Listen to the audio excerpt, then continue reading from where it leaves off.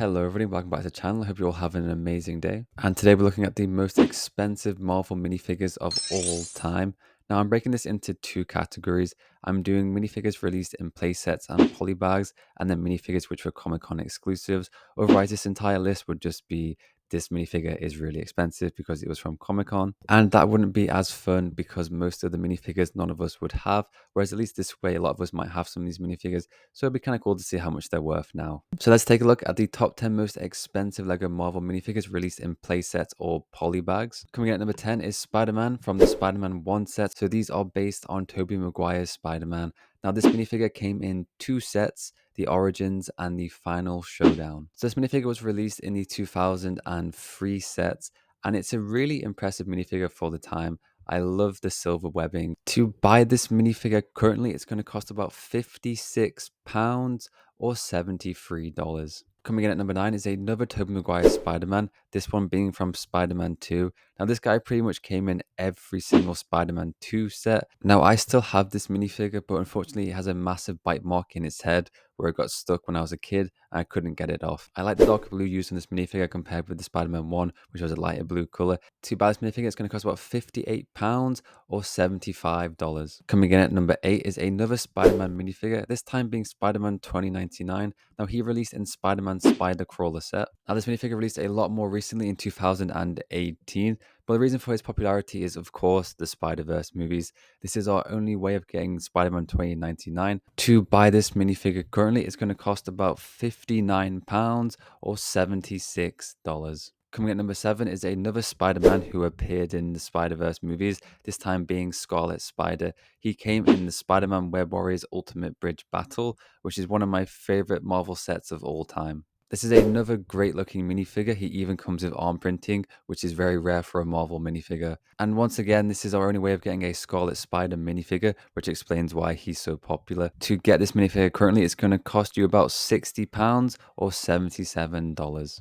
Coming at number 6, we're taking a break from Spider-Man and going on to Iron Man in his Silver Centurion outfit. This minifigure released in 2016 in a poly bag, and it's one of the most detailed Iron Man figures we've ever gotten. He comes with arm printing and leg printing. It's one of my personal favorite minifigures.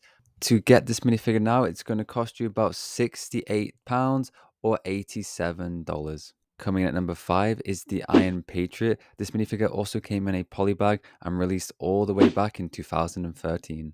This minifigure is based on his Iron Man 3 appearance, and I love the printing on it. To get this minifigure currently, it's going to cost you about £69 or $89. For number 4, we are now going back to Spider-Man minifigures, this time being the Green Goblin from the 2002 set, the Green Goblin. This is a really fantastic minifigure, especially for 2002. It came with a really great molded masterpiece, as well as great torso and leg printing. To get this figure, it's going to cost you about £71 or $91. Coming in at number 3, we have another Spider-Man minifigure, this one also based on Spider-Man 1. Now, this was a variation which released all the way back in 2002, which is when the first Spider-Man wave ever released, and he appeared in the Spider-Man Action Studio. Now, I couldn't find out what made this minifigure so different other than the fact that he has a neck bracket on him. So with this being the first ever Spider-Man minifigure ever released, that's what makes him so expensive. But to get this minifigure currently, it's going to cost about £91 or $117. Coming in at number 2 is another Green Goblin, and this is from the Spider-Man 1 wave, but the set's released back in 2003 in the Origins and the Final Showdown. Now this variation comes with a printed masterpiece with gold eyes and gold teeth, and it just takes minifigure to a whole new level, and it really looks incredible. To get this minifigure currently, it's going to cost about £95 or $122. Now, I actually had this minifigure, but unfortunately, being a dumb kid, I lost it. And it's definitely the minifigure I regret losing the most. Not that I want to sell it, it's just I want to add it to my collection because it's so cool. Coming in at number 1 is another Spider-Man 1 minifigure, and this being Spider-Man in his wrestling outfit. So this minifigure released in the Spider-Man First Chase scene, which came out all the way in 2003. And it was also supposed to come in a wrestling scene, which was a deleted 2002 set, which I don't think ever released. So once again, this is a really great minifigure. But to buy this guy currently, it's going to cost about £116 or $150. So for that reason, it's probably going to take a while for him to be added into my collection. And that is it for the most expensive LEGO Marvel minifigures in playsets and polybags. Now, most of them are different variations of Spider-Man, which is to be expected. He is the most popular Marvel character. And obviously, sets released all the way back in 2003 and 4 and 2 will have the most expensive minifigures. Now, in my collection, I do have the Iron Patriot, the Silver Centurion, and the Scarlet Spider, as well as the Spider-Man 2 minifigure, who unfortunately has a bite mark in his head. But before we move on to the Comic-Con exclusives, let me know which is your favorite minifigure and which ones do you actually own, if any, and which ones are you looking to buy.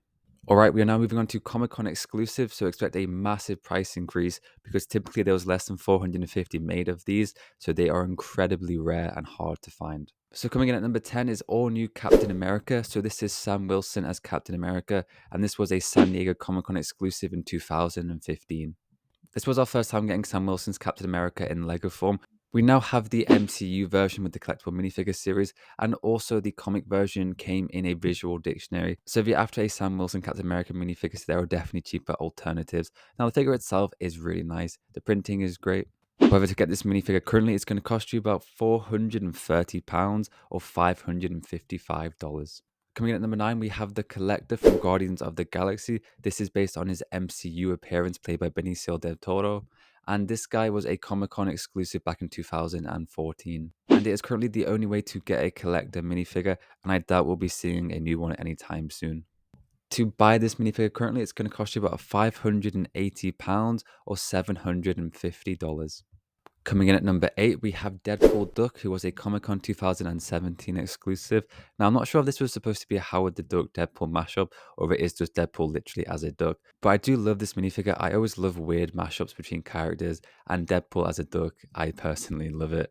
Now, unfortunately, to buy this minifigure currently, it's going to cost you about £680 or $870. Coming in at number 7 is Steve Rogers' Captain America. Now, this was a San Diego Comic Con exclusive back in 2016. Now, I'm pretty sure this was based on a comic book where Captain America was a Hydra agent.